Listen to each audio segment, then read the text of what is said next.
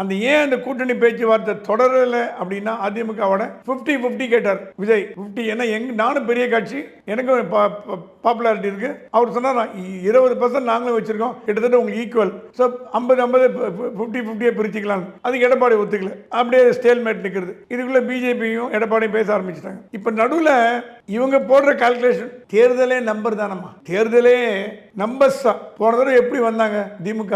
கூட்டணியில் தான் வந்தாங்க. கூட்டணி இல்லாமல் திமுக இன்னைக்கு ஆட்சியை பிடிச்சிருக்கா? பிடிச்சது வரலாறே கிடையாது. தமிழ்நாட்டில் வரலாறே கிடையாது. கலைஞர் காலத்தே இந்த கூட்டணிகள் தான் ஆட்சி பிடிச்சிங்க. அதே மாதிரி இப்போ இவங்க என்ன பிளான் பண்றாங்க? விஜயும் சீமானை பொறுத்த வரைக்கும் சீமான் ஒரு போராளி, தனித்து போட்டி போடணும்னு ஆசைப்படுறாரு. அவர் இன்னும் ஒரு 10 தேர்தலில் கூட தனித்து போகிற அளவுக்கு அவருக்கு திறமை இருக்கு, தைரியமும் இருக்கு. அது நீங்க மறுக்க முடியாது. இன்னும் 10 தேர்தலில் தனியா போட்டு 8, 9, 10, 11, 12 இப்படி ஏற்றிட்டே போவார். ஆனால் கட்சி தொண்டர்களோ 2ஆம் கட்ட தலைவர்களோ ஹாப்பியா இல்லைங்க. அவங்களுக்கு பதவி, மற்ற கட்சிகள்லாம் பதவியில் இருக்கிற பதவி இல்லைன்னு வருத்தப்படுறான். பாதி பேர் விட்டு போயிட்டாங்க கட்சியை விட்டு. சீமானு கட்சியை காப்பாற்றக்கூடிய ஒரு பெரிய நிர்பந்தத்தில் இருக்கார்.